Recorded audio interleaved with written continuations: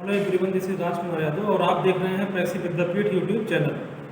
आज atomic structure का दूसरा लेक्चर है। पहले वाले लेक्चर में हम लोगों ने डिस्कवरी ऑफ इलेक्ट्रॉन के बारे में पढ़ा था, इलेक्ट्रॉन के चार्ज के बारे में, इलेक्ट्रॉन के मास के बारे में और उसका चार्ज बाई मास रेशियो, इसको हम लोग स्पेसिफिक चार्ज बोलते हैं कैथोड रेज का।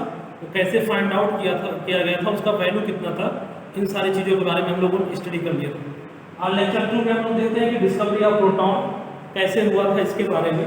तो after the discovery of electron, E Goldstein नाम के साइंटिस्ट ने क्या किया, डिस्चार्ज ट्यूब लिया, सारा चीजें लगभग वही रखा जो जे थॉमसन ने डिस्कवरी ऑफ कैथोड में रखा था, लेकिन एक चेंज किया। चेंज क्या किया, इस बार जो उन्होंने कैथोड इलेक्ट्रोड रखा वो क्या कर दिया, उसमें उसको परफोरेटेड कर दिया, मतलब उसमें होल क्रिएट कर दिया, जिसको हम लोग परफोरेटेड कैथोड के नाम से जानते हैं, और उसके पीछे लगा दिया फ्लोरोसेंट स्क्रीन। तो देखा क्या गया कि जब इसको हाई पोटेंशियल बैटरी से इसको जोड़ा गया, इसको एनोड को और कैथोड को, तो देखा क्या गया कि साइमल्टेनियसली हम लोग जानते थे कि कैथोड से एनोड की तरफ आपका रेज निकलेगा, जिसको हम लोग कैथोड रेज के नाम से जानेंगे। लेकिन साइमल्टेनियसली इन्होंने क्या ऑब्जर्व किया, ये गोल्डस्टीन ने, कि एनोड से कैथोड की तरफ भी कुछ रेज मूव कर रही है। तो एक्चुअली ये निकली थी एनोड से, इस नाते हम लोग जानते हैं उसके सोर्स के अकॉर्डिंग जहां से निकलता है उसी के अकॉर्डिंग उसका नाम रख दिया जाता है। तो एनोड से निकला तो नाम इसका क्या होगा, एनोड रेज। लेकिन एक और बात, ये एनोड रेज निकला एनोड से, और कैथोड का जो होल था, उसी होल को हम लोग कैनाल के नाम से भी जानते हैं। होल को क्या बोलते हैं, कैनाल्स। तो इस कैनाल के थ्रू जाके कहाँ पर कोइंसाइड किया था, कहाँ पर कोलाइड किया था, फ्लोरोसेंट स्क्रीन पे। इस नाते इसका एक और नाम, इसको हम लोग कैनाल रेज के नाम से भी जानते हैं। तो क्या बोलते हैं, कैनाल रेज। तो इसका दो नाम है, तो इसको एनोड रेज के नाम से जानते हैं, क्या बोलते हैं, कैनाल रेज। और ये काम किसने किया था, ई गोल्डस्टीन नाम के साइंटिस्ट ने। ठीक है ना। अब इसके प्रॉपर्टी के बारे में बात करते हैं। पहला क्या है कि anode rays travel in straight line and give sharp shadow. सही भी होना चाहिए कि जो आपका एनोड रेज था, एनोड रेज भी स्ट्रेट लाइन में ट्रेवल करता है और शार्प शैडो बनाता है। यही सेम काम आपका कैथोड रेज भी करता था। ये बात कैसे हम लोग पता करते थे, इसके पास के बीच में आप एक ऑब्जेक्ट रख दो और देखते क्या है कि इस ऑब्जेक्ट का उतना ही हाइट का इमेज बनता है जितना हाइट का ये ऑब्जेक्ट है। और ये तभी पॉसिबल है कि जो आपका रेज था वो रेज स्ट्रेट लाइन में ही ट्रैवल है। तो यहाँ से ये पहला बात प्रूफ हुआ कि जो आपका एनोड रेज था वो स्ट्रेट लाइन में ही ट्रैवल करता है। दूसरा बात है कि speed of anode rays is less than cathode rays. जो आपका स्पीड है एनोड रेज का, उसका जो स्पीड था वो कैथोड रेज से क्या है, कम है। ये बात कैसे हम लोग जानते हैं, ये बात इसलिए था कि हम लोग जानते हैं जो आपका कैथोड रेज था उसका स्पीड कितना था, 10⁹ सेंटीमीटर पर सेकंड से 10⁻11 सेंटीमीटर पर सेकंड। ठीक है। लेकिन जो आपका एनोड रेज था इसका स्पीड इससे थोड़ा सा कम था। कितना था, 10⁻7 से लेकर 10⁻9 सेंटीमीटर पर सेकंड। ऐसा इसलिए था क्योंकि इसका जो मास होता है, इसका एनोड रेज का, इसका मास कैथोड रेज से थोड़ा सा ज्यादा होता है। इस नाते इसका स्पीड क्या हो जाता है, कम हो जाता है। ठीक है, ये दूसरा बात हुआ। तीसरा क्या है, they consist of positive particles. जो आपका एनोड रेज बना हुआ किनसे मिलकर बना हुआ, पॉजिटिव पार्टिकल से। ये बात कैसे पता लगा, जो आपका एनोड रेज निकला वो कहां से निकला, एनोड से। अच्छा, मूव किसकी तरफ किया था, मूव किया था कैथोड की तरफ। मूव किसकी तरफ किया, कैथोड की तरफ। तो कैथोड का चार्ज कैसा होगा आपका, निगेटिव। और ये तभी पॉसिबल है, ये निगेटिव चार्ज की तरफ मूव किया, मतलब इस पे चार्ज कैसा होगा आपका, पॉजिटिव। तो यहाँ से पता चला था कि इस पे जो चार्ज होता है वो पॉजिटिव होता है। ठीक है। चौथा पॉइंट काफी इंपॉर्टेंट है क्या, कि जो इसका चार्ज बाय मास रेशियो होगा, जिसको हम लोग स्पेसिफिक चार्ज के नाम से भी जानते हैं। चार्ज बाय मास रेशियो क्या बोलते हैं, स्पेसिफिक चार्ज। इसका जो स्पेसिफिक चार्ज होगा एनोड रेज का, वो डिपेंड करेगा कि कौन सा गैस आपने डिस्चार्ज ट्यूब के अंदर में फिल किया है। लेकिन यही बात वहां पर नहीं होता था, कहां पर, कैथोड रेज में। वहां पर वो E/m यानी कि चार्ज बाय मास रेशियो का वैल्यू इंडिपेंडेंट था, तो कौन सा गैस आप उसके अंदर में डिस्चार्ज ट्यूब के अंदर में भरेंगे कि नहीं रखेंगे। लेकिन इसका जो वैल्यू है उसके ऊपर डिपेंड करता है। कैसे करता है मैं बता रहा हूँ। ऐसे चार्ज बाय मास रेशियो कितना था कैथोड रेज का, जो कैथोड रेज था उसका चार्ज बाय मास रेशियो कितना था, उसका था 1.78 × 10⁸ कूलम पर ग्राम। ये चार्ज बाय मास रेशियो किसका था, कैथोड रेज का, जो कि इंडिपेंडेंट था। कोई सा भी गैस आप इसके अंदर क्या कर दो, फिलफिल कर दो। लेकिन इनका क्या था, कि जो भी आपका एनोड रेज है इसका चार्ज बाय मास रेशियो उस गैस के ऊपर डिपेंड करेगा। देखो होता क्या है, अगर जो आप यहाँ पे इसके अंदर में डिस्चार्ज ट्यूब के अंदर में आप हाइड्रोजन गैस फिल कर दिए, तो देखो नॉर्मली होता क्या है, पहले ये पता करते हैं कि जो आपका एनोड रेज है वो प्रोड्यूस कैसे होता होगा, जो आपका एनोड रेज वो प्रोड्यूस कैसा होगा। अगर वो बात आप जान जाएंगे तो ये बात आप समझ जाओगे कि चार्ज बाय मास रेशियो क्यों डिपेंड करता है उसके ऊपर, और इलेक्ट्रॉन में क्यों नहीं डिपेंड करता था। दोनों जवाब यहीं से मिल जाएगा। अगर सपोज करते हैं कि आप इसके अंदर में हाइड्रोजन गैस फिल करते हैं, तो होता क्या है कि जब यहाँ पर आप हाई पोटेंशियल अप्लाई करते हो, जब यहाँ पर हाई पोटेंशियल अप्लाई करते हो तो इसके बीच में एक हाई इलेक्ट्रिक फील्ड जनरेट हो जाएगा, इसके बीच में दोनों इलेक्ट्रोड के बीच में। इधर आपका पॉजिटिव रहेगा, इधर क्या रहेगा नेगेटिव, और हम लोग जानते हैं कि पॉजिटिव से नेगेटिव की तरफ इलेक्ट्रिक फील्ड का वैल्यू होगा। ठीक है, अब जब ये हाई पोटेंशियल वैल्यू तो क्या करेगा, इसके अंदर जो गैसेस मॉलिक्यूल हैं उसको ये आयनाइज कर देगा। इसको क्या करेगा, ये आयनाइज कर देगा। तो जो आपका हाइड्रोजन, जब हाइड्रोजन आयनाइज होगा तो करता क्या है, जब आयन में कन्वर्ट होगा तो वहां पर क्या करेगा, इलेक्ट्रॉन आपका निकालेगा। जो आउटर मोशन में इलेक्ट्रॉन होगा उसको क्या कर दिया, बाहर निकल गया। अब जो बन के आया उसी को हम लोग क्या बोल रहे हैं, उसी को तो आगे हमने एनोड रेज नाम दिया। वही आपका क्या होगा, गैसेस मॉलिक्यूल है और ट्रैवल किसी तरफ करेगा, वो नेगेटिव चार्ज की तरफ मूव कर जाएगा। इसी को आपने एनोड रेज नाम रखा। एक ये बात हुआ। और अगर इसी के जगह पर अगर आप हीलियम गैस ले लिए जहां आपने हैंडल रखा था, तो वही सेम कहानी उसके साथ होगा। ये भी हमारा इस वक्त क्या बन जाएगा, He+ बन जाएगा। प्लस क्या होगा, यहाँ से इलेक्ट्रॉन निकल जाएगा। इस बार आपका एनोड रेज क्या बन जाएगा, ये हीलियम जो गैस था ये क्या बन जाएगा, एनोड रेज। तो कहीं ना कहीं इन दोनों का मास से थोड़ी ना रहा, इसका मास इसका मास, दोनों का मास क्या है, डिफरेंस है। तो क्या करोगे, चार्ज बाय मास से इसको निकालोगे तो ऊपर तो चार्ज रहेगा, लेकिन जो आप डिवाइड करेंगे नीचे क्या रहेगा, मास। तो मास का वैल्यू आपका चेंज करता रहेगा depend upon the nature of gases molecule. जो गैसेस मॉलिक्यूल आप यहाँ फिल करेंगे तो जब उसका मास वेरी करता रहेगा तो चार्ज बाय मास रेशियो का वैल्यू क्या होता रहेगा, वेरी करता रहेगा। लेकिन यही कहानी आप इलेक्ट्रॉन वाले केस में नहीं हुआ था, क्योंकि वहां पर क्या हुआ था, इलेक्ट्रॉन वहां से आपका गैसेस मॉलिक्यूल्स के अंदर फिल किया ही नहीं गया था, वहां से इलेक्ट्रॉन आपका कैथोड से निकला था। ठीक है ना, तो उसका जो चार्ज था वो भी फिक्स था, उसका जो मास था वो भी फिक्स था। इस नाते ये वैल्यू आपका क्या आया था, कांस्टेंट आया था। लेकिन एनोड वाले में ये वाला वैल्यू वेरी करता रहता है। ये बात स्टार पॉइंट बना के आप लोग समझ जाएंगे, काफी इंपॉर्टेंट पॉइंट है। इसका जो वैल्यू वो वैल्यू चेंज भी करता रहता है, गैस के नेचर पे डिपेंड भी करता है। ठीक है, अगला बात क्या है कि हुआ क्या कि जो चार्ज बाय मास रेशियो आया वो हाइड्रोजन का सबसे ज्यादा होगा। जो चार्ज बाय मास रेशियो निकाला गया अलग अलग एनोड गैस का, अलग अलग एनोड गैस का जो चार्ज बाय मास रेशियो निकाला गया, उसमें सबसे ज्यादा जो वैल्यू आया चार्ज बाय मास रेशियो का वो तब आया जब आप इसके अंदर में कौन सा गैस फिल किए थे, हाइड्रोजन गैस। ठीक है ना, और वो वैल्यू आया कितना था उसका चार्ज बाय मास रेशियो का वैल्यू, इसका चार्ज बाय मास रेशियो का वैल्यू आया कितना था, 9.57 into 10⁴ कूलम पर ग्राम। जो एनोड गैस था किसके केस में, हाइड्रोजन के केस में, जिसका चार्ज बाय मास रेशियो का वैल्यू इतना था 9.57 into 10⁴ कूलम पर ग्राम।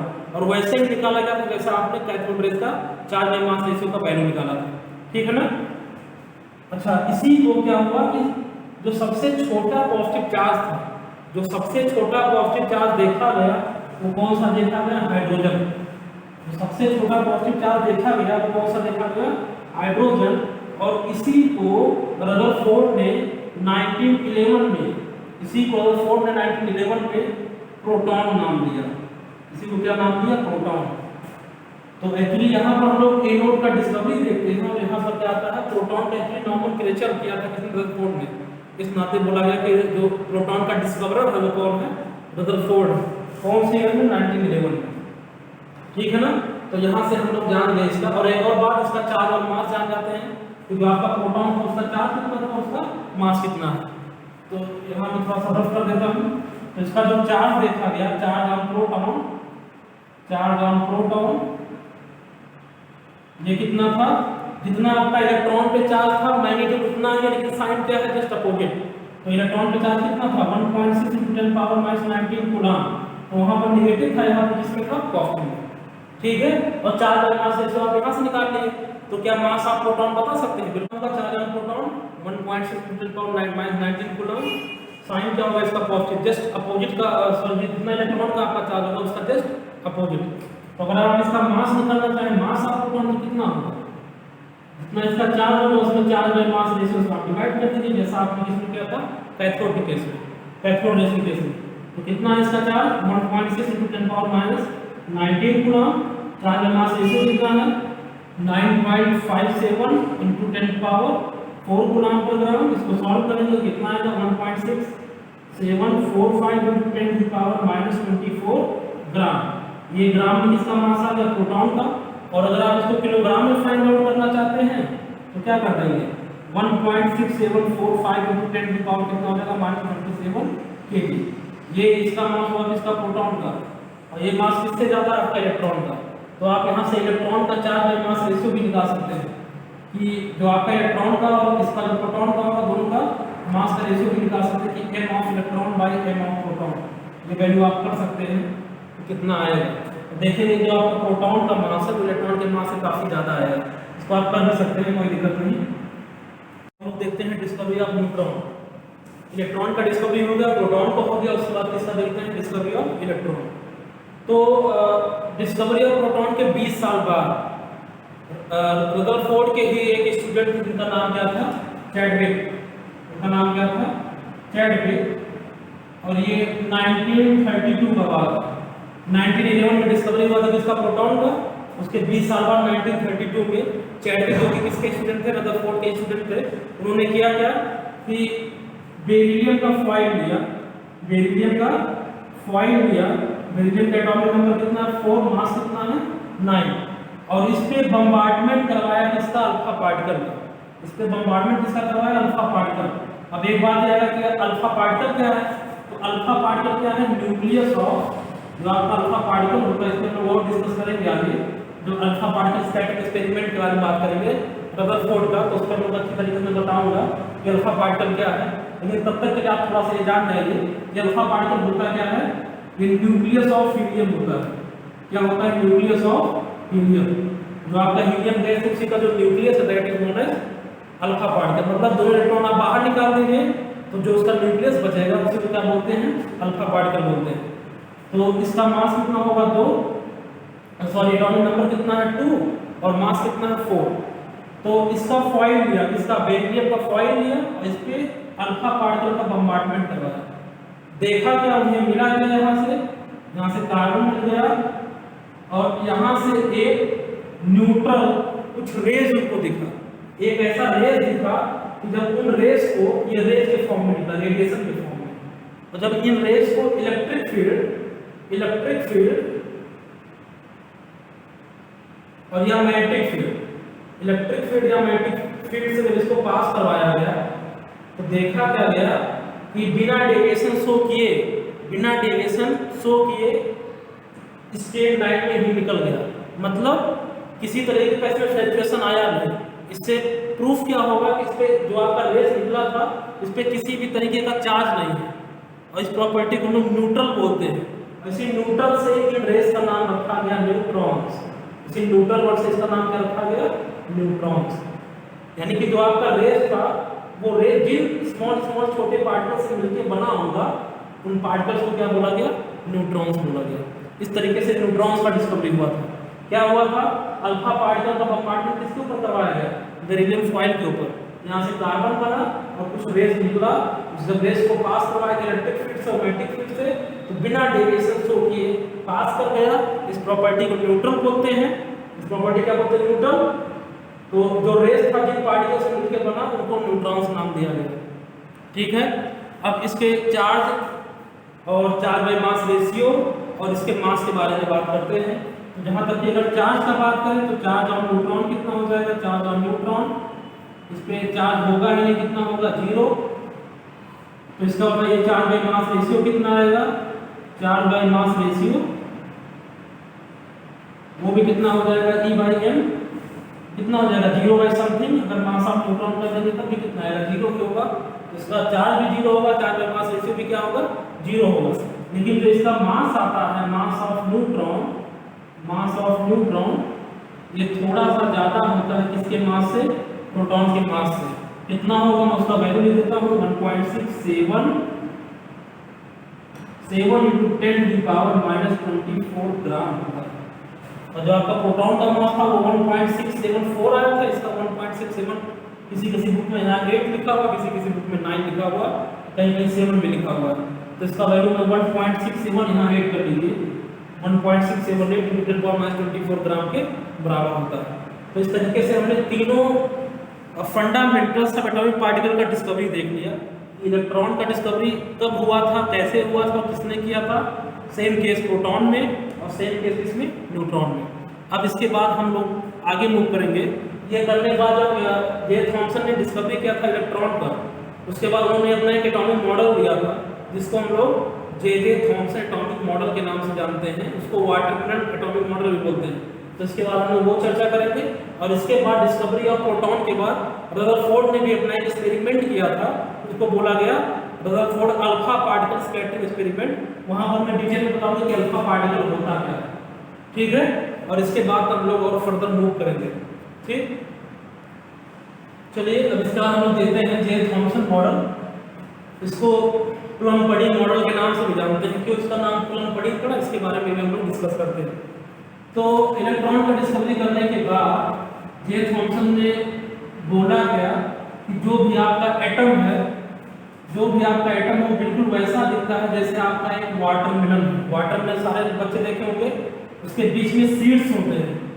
तो उन्होंने बोला क्या कि वाटरमेलन का जो रेड वाला पार्ट है, रेड वाले पार्ट पे आपका रहता है पॉजिटिव चार्ज। वहां पर क्या रहता है, positive charge particle, positive charge particles, जो कि होता कौन है, प्रोटॉन्स। और जो उसका सीड्स होगा, थोड़ा थोड़ा उसके बीच में क्या रहता है, सीड्स। उसके जगह पर क्या रहेगा, नेगेटिव चार्ज पार्टिकल। वहां पर क्या रहेगा आपका इलेक्ट्रॉन, वहां पर क्या रहेगा, negative charge particle, charge particles. Normally होते कौन से, इलेक्ट्रॉन्स। तो ये यूनिफॉर्म डिस्ट्रीब्यूशन इनका रहेगा। इनके अकॉर्डिंग क्या था कि वाटरमेलन हो गया, उसको नाइफ लेके आप इसे कट कर दो, कट करेंगे तो सामने से आपको दिखेगा। तो जो दिखेगा उसमें से और रेड पोर्शन दिखेगा और क्या दिखेगा बीच में, जो आप उसका सीड्स होगा वो डिस्पर्स फॉर्म में क्या रहेगा, ऐसे पूरे के पूरे स्ट्रक्चर में रहेगा। तो सीड्स के जगह पर होगा नेगेटिव चार्ज, और जो उसका रेड वाला पोर्शन था वहां पर क्या बना रहेगा आपका पॉजिटिव चार्ज। तो इस नाते इस स्ट्रक्चर को हम लोग एक और नाम से जानते हैं, जिसको बोलते हैं वाटरमेलन स्ट्रक्चर के नाम से भी जानते हैं। वाटरमेलन एटॉमिक मॉडल के नाम से भी जानते हैं, या वाटरमेलन स्ट्रक्चर।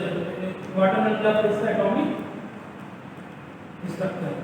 तो इसको दो तीन नाम से जानते हैं। ये थॉमसन मॉडल था, प्लम-पडिंग मॉडल था, और इसको क्या बोलते हैं, वाटरमेलन एटॉमिक स्ट्रक्चर। अब इसके और कुछ पॉइंट के बारे में बात करते हैं।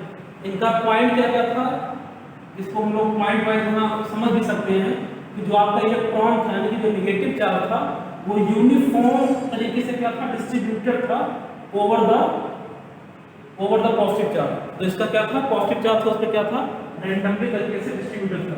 तो पहला पॉइंट कर सकते हैं कि electrons are distributed randomly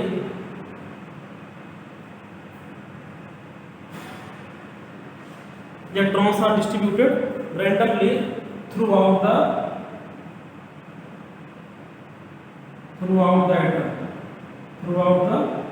atom।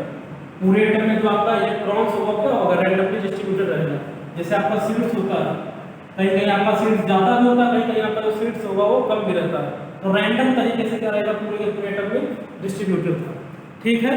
अब अगला हम लोग देखते हैं कि एक बात हमने और बोला कि जो इसका नेट पॉजिटिव चार्ज होगा, जो इसका नेट पॉजिटिव चार्ज होगा, that will be equal to net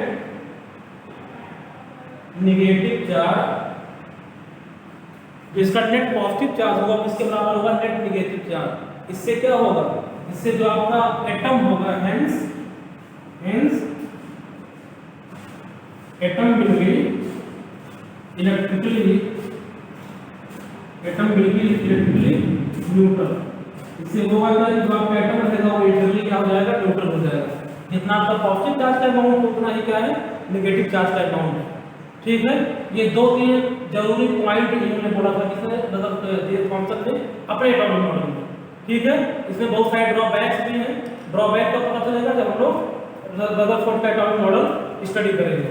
ठीक है, अब इनका ड्रॉबैक यहाँ दे लेते हैं। इनका ड्रॉबैक क्या था? Drawbacks of J Thomson atomic model. ठीक है, कौन कौन सा पॉइंट देखते हैं इनका ड्रॉबैक। सबसे पहला ड्रॉबैक क्या होगा कि इनके अकॉर्डिंग जो आपका इलेक्ट्रॉन मूव नहीं कर रहा, इलेक्ट्रॉन क्या है, स्टेशनरी रुका हुआ है, रेस्ट में। लेकिन यही बात जब जब रदरफोर्ड ने अपना एक्सपेरिमेंट किया तो उसमें इलेक्ट्रॉन को देखा क्या, इलेक्ट्रॉन न्यूक्लियस के अराउंड क्या कर रहा है, रिवॉल्व कर रहा है। तो वहाँ पे इलेक्ट्रॉन को मोशन में दिखाया गया। लेकिन इनके अकॉर्डिंग क्या है कि जो आपका निगेटिव चार्ज यानी कि इलेक्ट्रॉन तो कैसा है, स्टेशनरी है। इसका सबसे बड़ा ड्रॉबैक तो यही है। पहला पॉइंट क्या है, the electrons are stationary. Electrons are stationary, होते नहीं। ठीक है, अगला अगर बात करें कि इनके अकॉर्डिंग क्या था कि जो पूरा का पूरा आपका एटम था, पूरा का पूरा जो एटम था उसको सॉलिड मान लिया गया। जो आपका पूरा का पूरा एटम कैसा है, सॉलिड है। लेकिन रियलिटी में ऐसा होता नहीं। बाद में डिस्कवरी हुआ, रदरफोर्ड ने किया, तो उनके अकॉर्डिंग क्या बात निकल के आया कि एटम का लगभग 99% क्या होता है, वैकेंट होता है।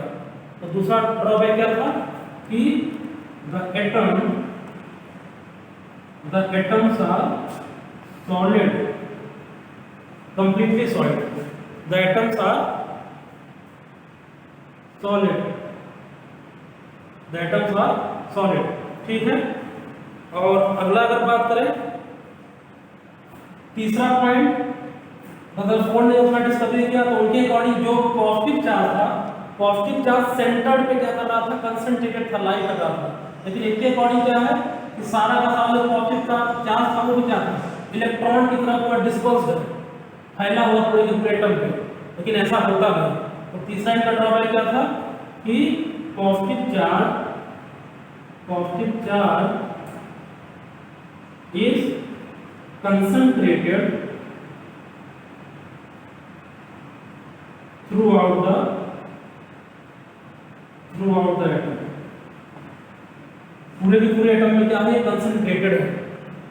The charge concentrated through out the atom. ये तो बात निकल के आया, लेकिन ये वाला बात ये बोले नहीं थे। ये वाला बात तो रियलिटी में होता है कि कहाँ पर होता है, क्या है ये कि positive charge concentrated through out the atom. सही है। इनके अकॉर्डिंग क्या था कि जो भी आपका पॉजिटिव चार्ज है पूरे के पूरे एटम में क्या है,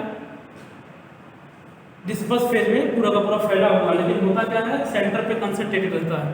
ठीक है, तो यहाँ तक अभी हम लोग देख लिया। आज के लेक्चर में हम लोगों ने प्रोटॉन का डिस्कवरी देखा, न्यूट्रॉन का देख लिया और जे थॉमसन का एटॉमिक मॉडल भी देख लिया। अब अगले वाले में हम लोग बात करेंगे कि अल्फा पार्टिकल क्या है, अल्फा पार्टिकल के बारे में पहले स्टडी कर लेंगे और उसके बाद तक चलेंगे हम लोग रदरफोर्ड का एटॉमिक मॉडल स्टडी करेंगे। ठीक है, लेक्चर